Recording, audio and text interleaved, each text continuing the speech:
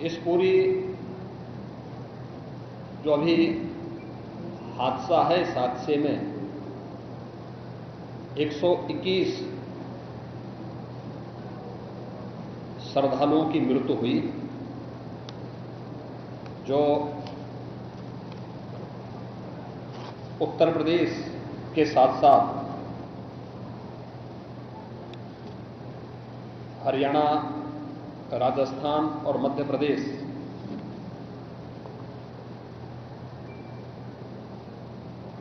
से भी जुड़े हुए थे।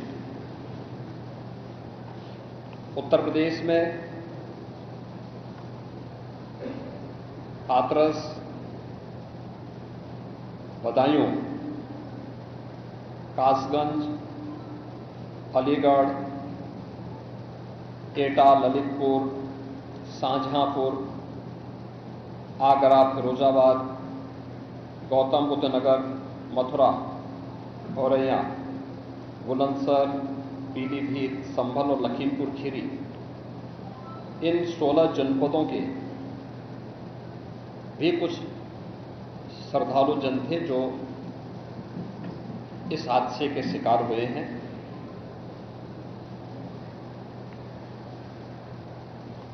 एक 121 में से 6 मृतक ऐसे थे जो अन्य राज्यों से थे,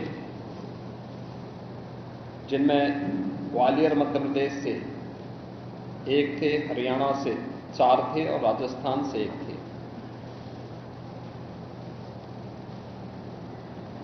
हाथरस के जिला हॉस्पिटल में मैंने जो घायल हैं, 31 ऐसे घायल हैं जो हाथरस, अलीगढ़, एटा और आगरा के हॉस्पिटल में जिनका उपचार चल रहा है, और उसमें लगभग सभी आउट ऑफ डेंजर है।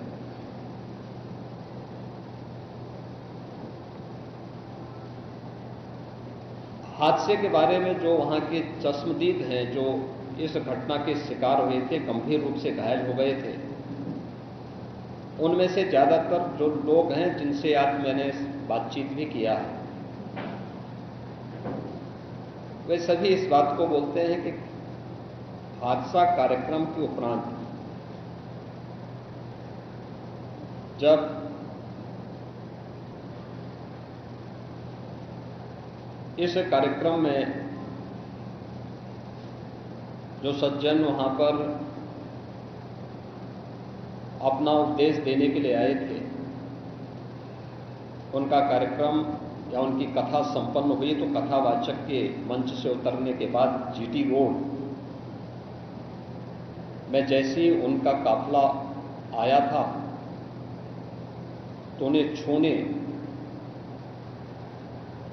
के लिए जब महिलाओं का एक दल उधर बढ़ा तो उनके पीछे पीछे भीड़ गई, और इसी के बाद वे एक दूसरे के ऊपर चढ़ते गए। सेवादार भी लोगों को धक्का देते रहे, जिसके कारण दोनों ओर, जीटी रोड के दोनों ओर और जीटी रोड के अंदर भी ये सब हादसा वहां पर होता हुआ दिखाई दिया। इसका सबसे दुखद पहलू यह था कि इस प्रकार के आयोजन में जो सेवादार प्रशासन को अंदर घुसने नहीं देते, दुर्घटना होने के तत्काल बाद या दुर्घटना के दौरान प्रारंभिक रूप में इन्होंने पहले वहां पर इस मामले को दबाने का प्रयास किया, लेकिन जब उन्हें प्रशासन ने हॉस्पिटल ले जाने की कार्रवाई प्रारंभ की तो इनमें ज्यादातर सेवादार वहां से भाग गए। इस पूरी घटनाक्रम के लिए हम लोगों ने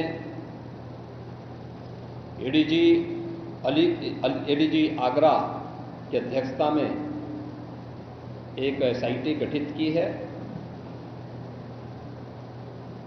जिसने अपनी प्रारंभिक रिपोर्ट दी है, और इस घटना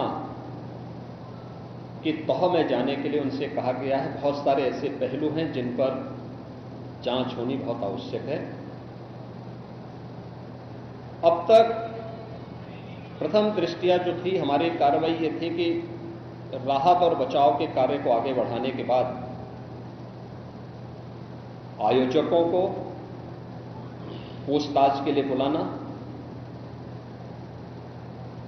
घटना के बारे में, हादसे के कारणों के बारे में उनसे भी पूछताछ करना और फिर घटना की लापरवाही और जिम्मेदारों की जवाबदेही भी इसके लिए तय करना, जिसके लिए पहले से ही एफआईआर यहां पे दर्ज हो चुकी है। इसके लिए कार्रवाई आगे बढ़ रही है।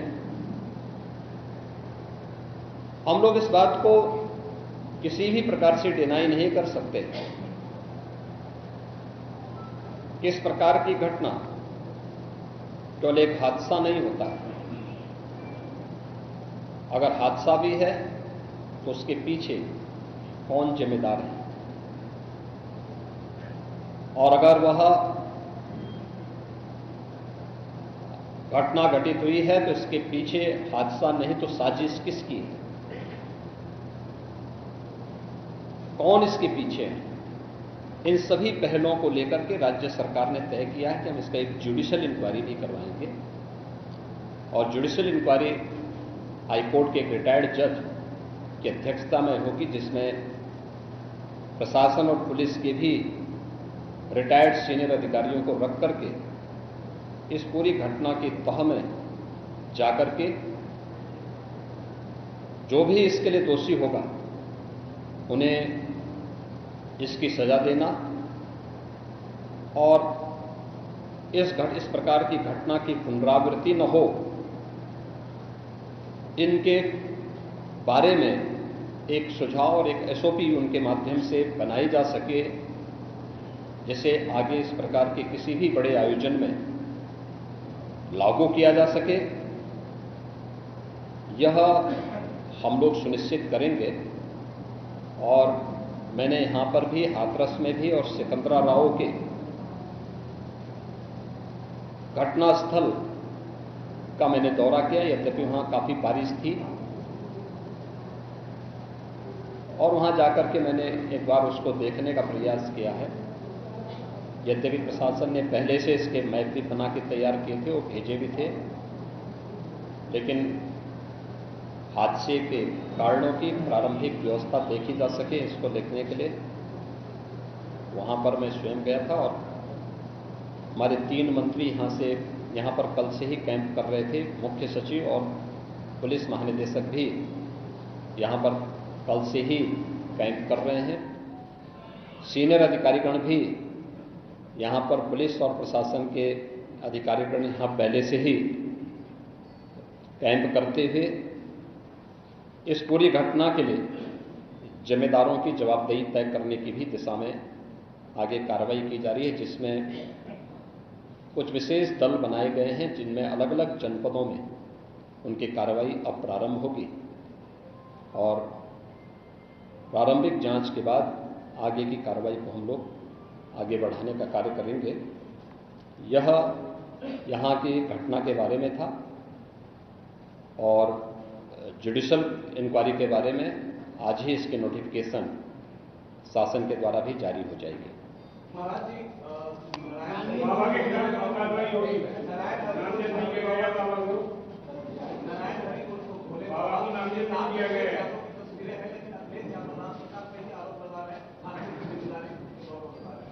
देखिए, कुछ लोगों की एक प्रवृत्ति होती है कि इस प्रकार के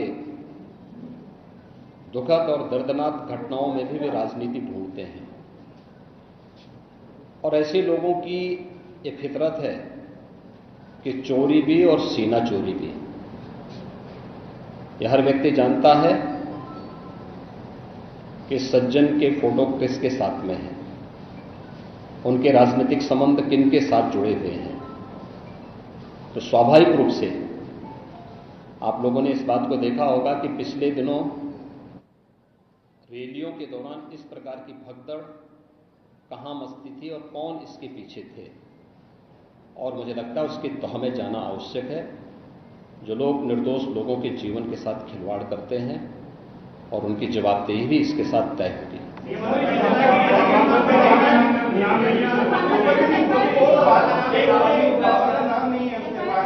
दूसरी चीज आपने कहा कि ऐसे आयोजनों में प्रशासन को घुसने की इजाजत नहीं होती है, तो ऐसा क्यों होता है कि क्या भविष्य में ऐसी चीजें ना हो? देखिए प्रशासन प्रथम दृष्टया ये मान के चलता है कि धार्मिक आयोजन है, उनके सेवादार इस प्रकार के आयोजनों की जिम्मेदारी अंदर से स्वयं निभाएंगे।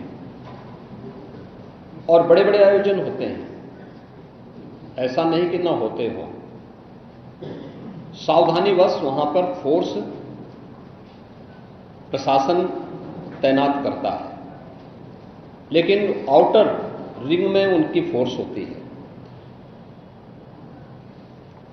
अंदर अगर आप देखेंगे तो उनके स्वयंसेवक, सेवादार ही इस पूरे व्यवस्था का संचालन करते हैं, उनकी देखभाल करते हैं। और जहां पे भीड़ अनुशासित होती है, धार्मिक और आध्यात्मिक श्रद्धा भाव के साथ लोग जहां आते हैं, वहां पर भीड़ अनुशासित ही रहती है। लेकिन जब वही कार्यक्रम निहित स्वार्थी तत्वों के हाथों का खिलौना बन जाता है, तो वह अनुशासनहीनता का नजारा वहां पर भी देखने को मिलता है। और इसका शिकार अंततः वह निर्दोष व्यक्ति होता है जो धार्मिक श्रद्धा के साथ उस आयोजन में भागीदार बनता है, क्योंकि उसको तो साजिश के बारे में पता नहीं होता है, और वह अपनी उस श्रद्धा भाव के साथ आता है। लेकिन साजिश करने वाले लोग अपनी साजिश करके फिर वहां से चुपचाप खिसकने का प्रयास भी करते हैं। होना यह चाहिए था कि अगर हादसा था तो सेवादारों को वहां पर इस पूरी घटना को पहले तो अपनी व्यवस्था को सुदृढ़ करना चाहिए था, और अगर सुदृढ़ नहीं कर पा रहे थे तो प्रशासन का सपोर्ट लेकर के हादसे के शिकार लोगों को हॉस्पिटल पहुंचाने की व्यवस्था करनी चाहिए थी, उपचार की व्यवस्था करनी चाहिए थी। इसका सबसे दूसरा जो पहलू ये है कि हादसा में लोग मरते गए और सेवादार उससे पहले वहां से खिसक करके भाग चुके थे, और इसीलिए हम लोग इसकी तह में चलेंगे।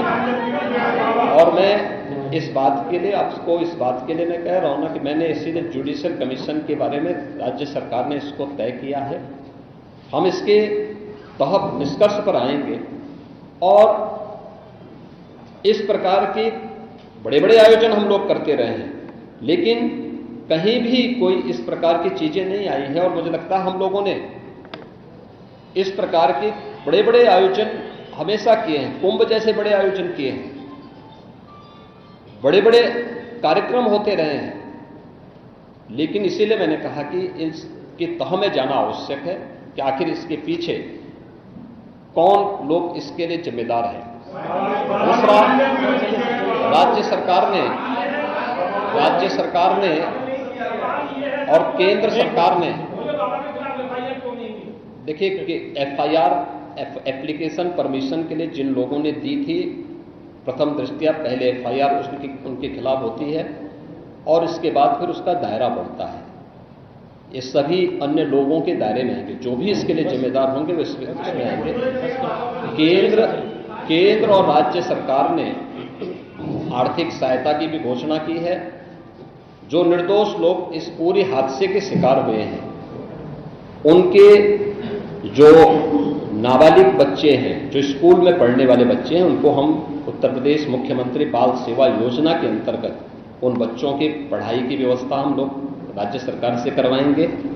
उन्हें जिस भी स्कूल में पढ़ रहे होंगे, जिन भी संस्थाओं में पढ़ रहे होंगे, या उनके स्कॉलरशिप आदि की व्यवस्था के लिए भी राज्य सरकार ने तय किया है। और प्रत्येक मृतक के परिवारजन को भी केंद्र और राज्य सरकार मिलकर के 4 लाख रुपए की सहायता, और गंभीर रूप से घायल व्यक्ति को 1 लाख रुपए की सहायता दे रही है। धन्यवाद।